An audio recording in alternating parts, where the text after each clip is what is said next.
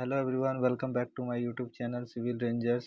SSC JE CBT 2 की answer की announce हो गई है और एसएससी ने फिर वापस अपनी गलतियों को दोहराया है। बहुत सारे क्वेश्चंस के गलत ऑप्शंस मार्क करके दे दिए हैं, जिससे कि ये क्वेश्चंस के या तो आंसर चेंज हो सकते हैं या तो मार्क्स टू ऑल में जा सकता है। इससे अगर मार्क्स टू ऑल में जाता है तो इससे जो स्टूडेंट ने उस क्वेश्चन को सही किया उसका नुकसान होने वाला है सीधे तौर पे। तो without wasting our time start करते हैं। कौन कौन से क्वेश्चन ऑब्जेक्शनल मेरे को मिले हैं अभी तक 6-7 क्वेश्चन, उसके ऊपर बात करते हैं। तो पहला क्वेश्चन जो है इसमें वर्ब के ऊपर है। तो यहाँ देखिए फुट ऑप्शन में क्या क्या डाला हुआ है इन्होंने, वैल्यू वैल्यू वैल्यू, उसके बाद एक में वर्ब डाला हुआ है। तो इस वजह से ये यहाँ पे स्टूडेंट्स को कन्फ्यूज़न देखने को मिला।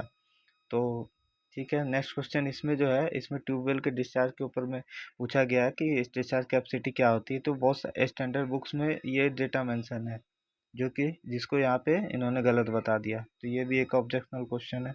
ठीक है, नेक्स्ट आते हैं, इस पे बात करते हैं। तो ये तो सरासर गलत आंसर मार्क्स है, क्योंकि एज पर आईएस कोड जो ये वैल्यू होती है dead load, live load, earthquake load के लिए लिमिट स्टेट ऑफ कोलैप्स में 1.2 होती है। तो ये भी एक ऑब्जेक्शनल क्वेश्चन है।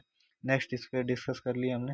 उसके बाद ये जो है, ये क्वेश्चन जो है ये शायद पीवाईक्यू है, जिसमें कि शायद जेके एसएसबी के पेपर में ये क्वेश्चन पूछा गया है, जिसमें वहाँ भी आंसर को यही माना गया है।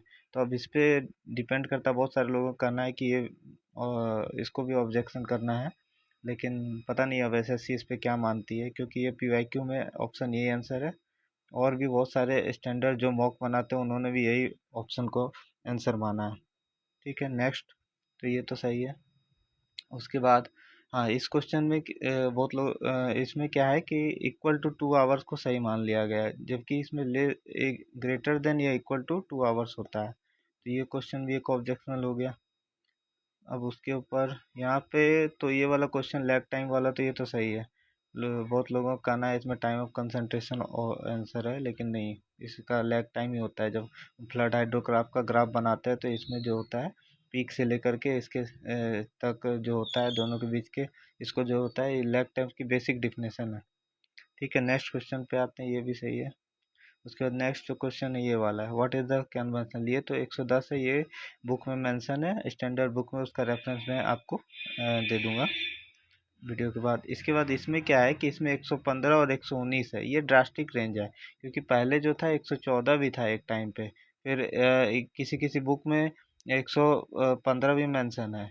और के अभी जो करंट है गूगल पे या विकिपीडिया में जो बताता है वो 119 बताता है, इसके हिसाब से यहाँ माना गया। लेकिन बहुत सारे बुक में 114 115, तो ये एक वेरिंग डाटा, तो इसमें भी कंफ्यूजिंग पॉइंट है। अब ये वाले क्वेश्चन में सबसे ज़्यादा कंफ्यूजन हो रहा है पीसी वैल्यू का इंडिया में। तो देखिए दो तरह की गाइडलाइंस होती है, एक अर्बन के लिए होता है, एक रूरल के लिए होता है। तो ऑटो रिक्शा दोनों में है। तो अर्बन के केस में ऑटो रिक्शा का जो वैल्यू निकल के आता है, इसमें 1 पीसीयू माना जाता है, और रूरल के केस में 1.2 पीसीयू माना जाता है। रूरल के कोड जब आईएस कोड का आप देखेंगे, मैं अटैच कर दूंगा, उसमें रूरल का जो मेंशन है उसमें क्या है कि रूरल में ऑटो रिक्शा सिंगल मेंशन है, और अर्बन में ऑटो रिक्शा के साथ और भी 2-3 पैसेंजर कार वगैरह मेंशन है। तो इस हिसाब से जो देखा जाए तो यहाँ पे 1.2 को माना है, लेकिन यहाँ पे ऑटो इन्होंने अर्बन और या रूरल को क्लैरिफाई नहीं किया है। मैंने तो 1.2 मार्क किया था, इसलिए मेरा सही है इसमें। तो नेक्स्ट तो ये भी सही है। तो अभी तक मेरे को इतने ही क्वेश्चन मिले हैं, आगे मिलता है जैसे जैसे मैं आपको अपडेट करता हूँ। Thank you so much for this video.